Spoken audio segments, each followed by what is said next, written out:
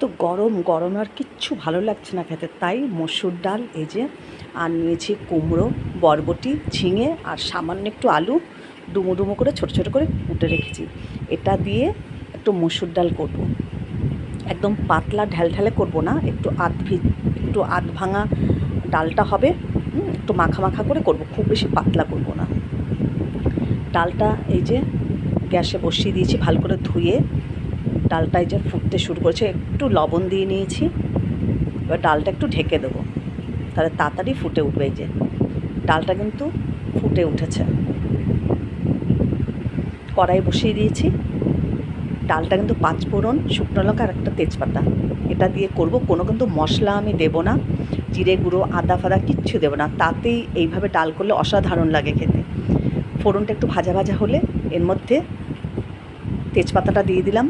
তেজপাতাটা একটু হয়ে গেলে পরে তারপরে আমি এর মধ্যে দিয়ে দেবো ওই যে ছোটো ছোটো করে আলু কেটে রেখেছি, ওই আলুটা আগে একটু নাড়াচাড়া করে তারপরে কুমড়ো বরবটি দিয়ে দেবো। খুব বেশি সবজিও দেইনি, কুমড়ো, বরবটি, ঝিঙে আর একটু আলু। এবার এটা দিয়ে দিলাম, এটা দিয়ে আবারও একটু নাড়াচাড়া করে নেবো। সামান্য একটু নুন দিয়ে দেবো নাড়াচাড়া করার সময়।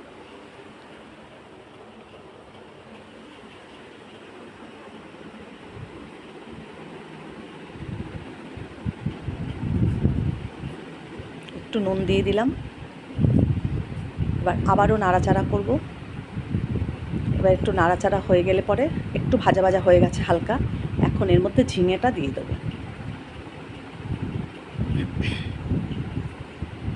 হালকা ভাজা কিন্তু এগুলো হয়ে গেছে। সামান্য একটু হলুদ দিয়ে দিলাম, হলুদটা সবজির মধ্যে মিশিয়ে,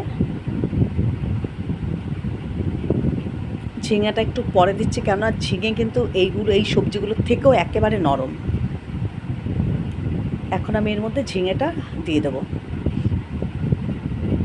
ঝিঙেটা দিয়ে দিলাম, ঝিঙেটা দিয়ে আবার নাড়াচাড়া করে, সামান্য একটু নাড়াচাড়া করেই এর মধ্যে সিদ্ধ করে রাখা ডালটা আধ ভাঙা করে ফুটিয়েছি। এবার এটা এর মধ্যে দিয়ে দেবো। বাকিটা ডাল এই সবজির মধ্যে দেওয়ার পরে একদম গলে যাবে। 2টো কাঁচা লঙ্কা দিয়ে দিলাম,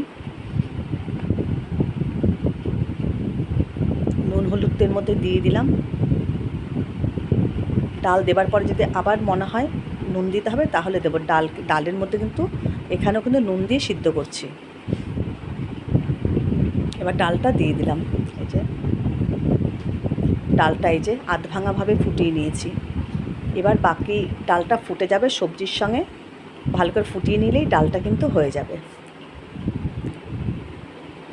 সব সবজিগুলো ডালটা ভালো মতন ফুটে গেলে এর মধ্যে একটু আমি চিনি দিয়ে দেবো, খুব বেশি নয়, সামান্য একটু চিনি দিয়ে দেবো। আর এর মধ্যে আমি কোনো মশলা দেবো না, কোনো মশলা দিয়ে আজকে একদমই খেতে ইচ্ছে করছে না। শুধু নুন, হলুদ, কাঁচা লঙ্কা আর 5 ফোড়ন, তেজপাতা, শুকনো লঙ্কা ফোড়ন, সামান্য একটু চিনি দিয়ে দিলাম। সবজি দিয়ে